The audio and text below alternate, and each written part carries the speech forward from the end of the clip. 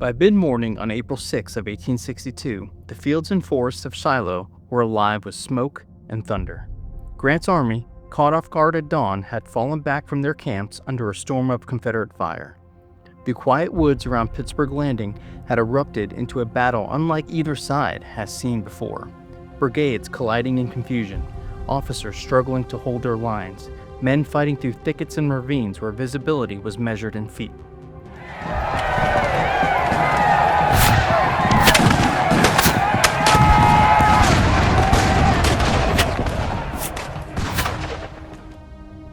A handful of Union divisions, battered and bleeding, slowly bent backward toward the center of the Union position. It was here, along a wagon road cutting through the timber, that fragments of shattered regiments gathered. Iowa, Illinois, and Ohio men determined to make a stand. For hours, waves of Confederate assaults crashed against the Union line, each volley echoing through the forest like an angry hum of hornets. Here, amid the smoke and screams, the Battle of Shiloh reached its most desperate and terrible point. A fight of endurance, sacrifice, and defiance that would define the day. This position would soon earn a name whispered with awe and dread alike. This is the Hornets Nest.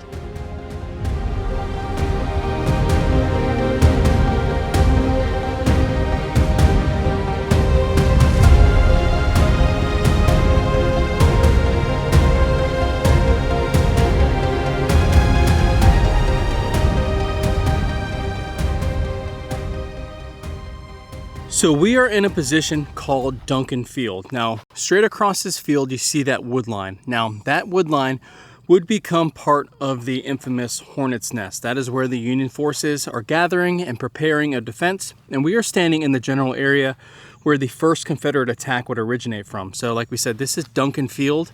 Panning to my right, you see a wood line with a few artillery batteries. Now, it's important to note, at around 11 a.m., these artillery batteries were not here yet, and first Confederate attack would start around 11 a.m. with a brigade under the command of Colonel William Stevens. Now, he would launch his attack directly across this field. Now, Stevens was sick prior to the battle, and as he was riding his horse across the field, leading his brigade, he'd be thrown from his horse, and he would be incapacitated for several minutes while this attack was unfolding. So I stepped out a little further into Duncan Field, and something's catching my eye. You can really see the terrain. You know, when you're doing research for a site, you're looking on Google Maps and looking at maps and books, you can't really tell the terrain of the actual field until you physically come out to the ground. So the Union lines would have been straight ahead, and you can really see the drop off here. You always think of a field being nice and flat, but the Confederate attack would originate from this side of Duncan Field. We are facing west, and the Union positions were in this far wood line, and they were ready and waiting. So we've made it about halfway across Duncan Field, and this is the general area where Stevens' brigade would make it, and they would just be hit with tremendous musket fire from this far wood line here. There were also several Union batteries in the distance, just absolutely raking this field. And Stevens' brigade would make it, like I said, to about halfway, and they couldn't withstand the fire anymore. They were being hit on their flank, and they would pull back. Now, this was just the first Confederate attack here on the Union position that would eventually be known as the Hornets Nest. So soon as the brigade entered the field, the enemy opened upon us from his entire front a terrific fire of artillery and musketry, but failed altogether to check our movement until we reached the center of the field, when another part of the enemy's force, concealed and protected by a fence and thicket to our left, opened a murderous crossfire upon our lines, which caused my command to halt and return fire. Major General Benjamin Cheatham.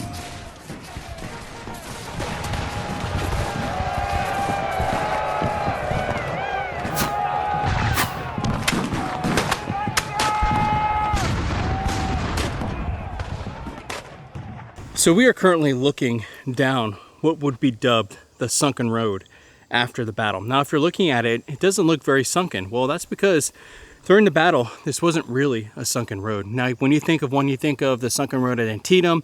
The one here at Shiloh was nothing more than a wagon road with some wagon divots in it. And maybe it was depressed a foot or two in some spots, but for the most part, this road really wasn't sunken. So we're currently standing in the area of the 7th Iowa. Now they arrived here around 9:30 a.m. on April 6th, and they were part of W.H.L. Wallace's division. And to our left would have been what was left of Benjamin Prentice's shattered division. He had a little less than 1,000 men. When he started the battle, he had almost 6,000. So you can just see the attrition here at Shiloh. So the Union would be forming their line, and the 7th Iowa would begin delivering volleys into the men of Stevens' brigade as they were crossing the field here. Now you also had the 2nd Iowa firing into the flank of Stevens' brigade, and like I said, the fire from this position here absolutely decimated the Confederate attack, and they were forced to pull back in that direction here. We began to charge in good spirits, but when we got well into the field, the enemy infantry as well as artillery turned loose on us with terrible effect, and our colonel commanded us out to the right of the timber. Captain W.J. Stubblefield, 7th Kentucky Infantry.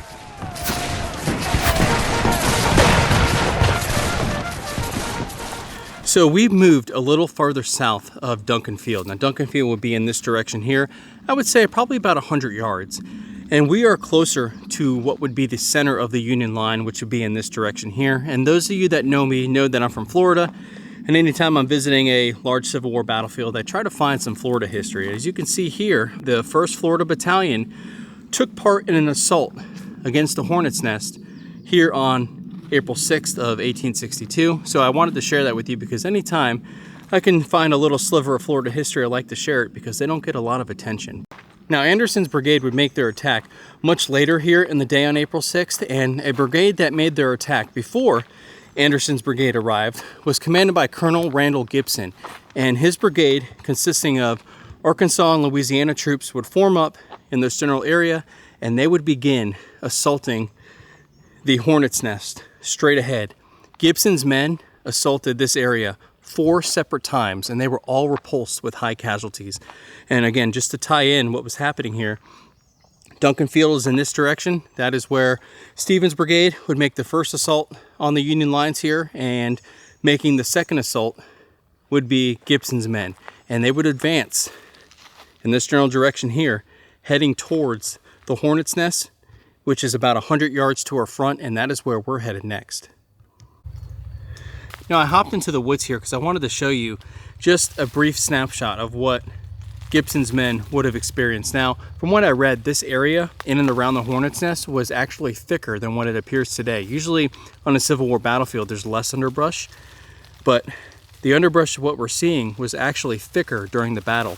So a lot of men were getting entangled, they couldn't advance. Company and regimental commanders were having trouble keeping their men in line, and now we're under heavy Union fire to our front. And like we touched on, Gibson's brigade made 4 separate attacks, all repulsed with relative ease in this general area. And following the 4 failed attacks, a third of Gibson's men became casualties in and around these trees now. Bragg was becoming frustrated, and he would send in Colonel Robert Shaver's brigade following the 4 failed attacks by Gibson's brigade. Now, rather than thinking the Union position was too strong for a frontal assault, Bragg fumed, and after each failed attack, assisted in targeting the leadership of his junior officers, instead of realizing that maybe a frontal assault was futile. On the 3rd attack, Bragg would send forward Engineer Captain Samuel Lockett to carry the colors of the 4th Louisiana Infantry. Colonel Henry Allen, the commander of the 4th Louisiana, would approach Lockett bloodied from a bullet strike to the face and demand that Lockett hand over his flag. He would tell Lockett, "If anyone else besides my color bearers is going to carry my colors, it's going to be me." Now, following the 4 failed attacks by Gibson's brigade, Colonel Robert Shaver's brigade was next up, and they would advance directly through this area to our front. And we're loosely walking in the path of the 7th Arkansas, who is in this general area here. And as we make our way closer to the Union line, you can start to make out some Union tablets and markers up ahead. And we are currently walking through the area that would become the Hornets' Nest here. Well, the brigade moved forward in fine style. marching through an open field under a heavy fire and halfway up an elevation covered with an almost impenetrable thicket upon which the enemy was posted. On the left, a battery opened that raked our flank, while a steady fire of musketry extended along the entire front. Under this combined fire, our line was broken and the troops fell back. They were soon rallied and advanced to the contest. 4 times the position was charged, and 4 times the assault proved unavailing.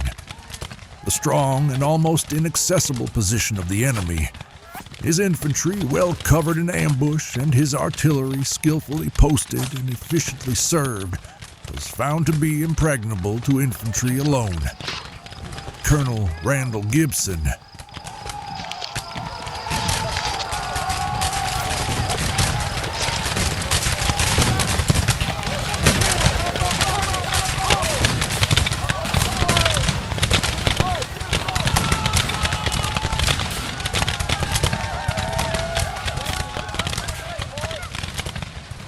So we're currently standing in the area that was home to the 5th Ohio Battery, and they were commanded by Captain Andrew Hickenlooper.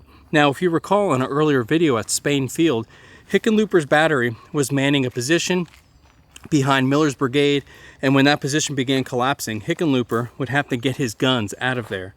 And 4 of his 6 guns were present here in the Hornets Nest. He lost 2 guns in Spain Field. He would place 2 guns in the position right before us, and we'd also have 2 guns placed in reserve.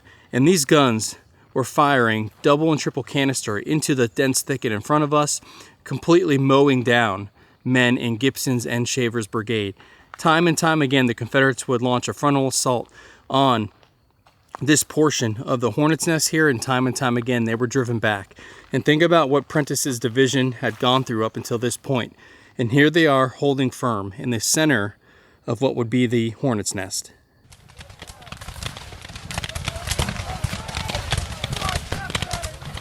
The ear-piercing and peculiar rebel yell of the men in gray and the answering cheers of the boys in blue rose and fell with the varying tide of battle. And with the hoarse and scarcely distinguishable orders from officers, the screaming and bursting of shell, the swishing sound of canister, the roaring of volley firing, the death screams of the stricken and struggling horses, and the cries and groans of the wounded, formed an indescribable impression. Captain Andrew Hickenlooper, 5th Ohio Battery.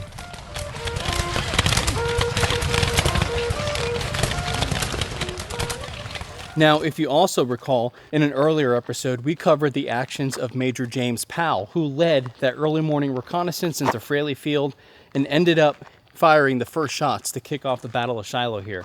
Major James Powell was present here in the Hornets Nest, and it is in this general area where Powell will fall mortally wounded. And also, Powell had his son with him. So now, his father was just killed, and now his son is left alone in the chaos of what would be the Hornets Nest here at Shiloh. So we mentioned the 7th Arkansas, that was part of Shaver's brigade, was charging directly at us at the camera. And we are currently at the spot of the Arkansas Monument, honoring all the Arkansas soldiers who fought here at Shiloh. And it is placed here because this is a spot where Lieutenant Colonel John Dean of the 7th Arkansas would be killed in action, assaulting the Hornets Nest here at Shiloh.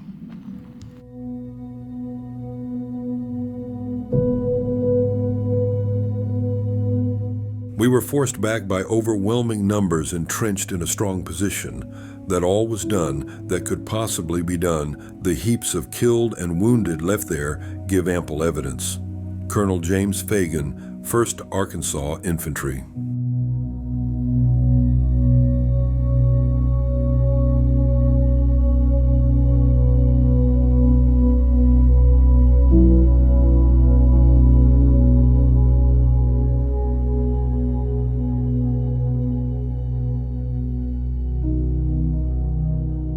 So right now we are in Sarah Bell's old cotton field, and Johnston himself, the overall Confederate commander, found himself in the right portion of the battlefield, personally directing units against the Union positions here in and around the Hornets Nest.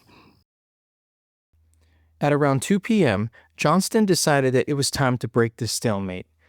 He would order 2 brigades from John C. Breckinridge's corps under the command of Colonel Winfield Statham and Brigadier General John Bowen, to advance across the Hamburg-Purdy Road to attack Hurlbut's division holding Sarah Bell's cotton field. A frustrated Breckinridge would approach Johnston and report that he could not get his men to advance.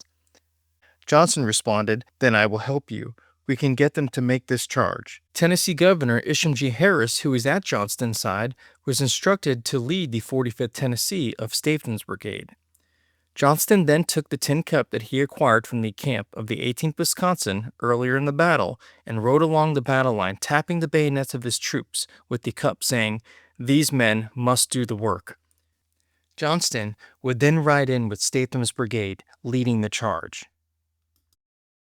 Now Johnston himself would ride up to this unit that refused to charge forward, and he pulled out that old cup that he found earlier in the 18th Wisconsin camp, and he began riding along the formation, clanking that cup against the bayonets, urging his men, "We will use the bayonets. We will drive them from the Hornets Nest. We will use the bayonets. I will lead you." Imagine the overall commander of a force out front of a unit, and he's telling them he's going to lead their bayonet charge. And once Johnston did this, this rogue unit who refused to charge rallied, and in an instant, they surged across the Hamburg-Purdy Road, and Johnston was personally leading this charge into Sarah Bell's wheat field, pushing the Union forces back to Sarah Bell's peach orchard. Now, originally, Hurlbut, the Union commander here, would have had his forces on the edge of the field here. The Confederate forces would have been attacking directly at us at the camera. They pushed back Hurlbut's men across this field and back towards that wood line here, which would have been closer to Sarah Bell's peach orchard. Now Johnston would have been riding among the advancing Confederate forces and was a little too close to the action that was unfolding in the fields before us here. Now, after riding in with Statham's brigade, Johnston would ride back to the rear and approach his aides, and he would have several holes in his jacket along with the heel of one of his boots shot off. And moments later, Johnston all of a sudden become pale and sway in his saddle, and one of his aides would catch him.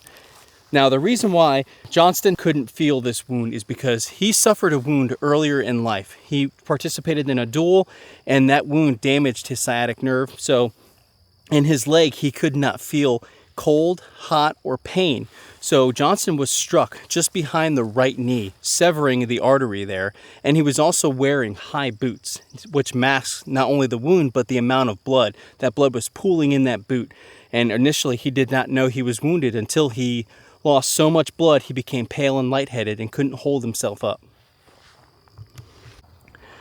So we have changed locations. We were just in Sarah Bell's cotton field, where Johnston would discover he was gravely wounded, and we moved over to what is the Albert Sidney Johnston Mortuary Monument here. Now, the thing about the monument is it is not marking the spot where he died. He was actually brought to a ravine back this way, which we're going to go. But just know that the mortuary monument is not in the exact area where Johnston would take his last breath, and he would receive his wound in the field before us here, riding in with Statham's brigade, where he would be hit just behind the right knee, and he would begin bleeding out into his boot because the Union minie ball severed the artery behind his knee, which is the popliteal artery. And Johnston would be brought to this area by Governor Isham Harris and a handful of his aides. Now we're making our way down to where Johnston would take his last breaths, and they would search for the wound, take off his boots, where they would find the right one absolutely filled with blood. And at approximately 2:30 on April 6th of 1862, General Johnston would take his last breaths and die here on the Shiloh Battlefield. Now word would finally reach General P.G.T. Beauregard that he was now the overall commander at around 3 p.m. So we are currently in the spot here where Johnston would take his last breaths and succumb to his wounds here. And just to kind of tie in the site here, the mortuary monument is up here about, I would say, 50 to 60 yards.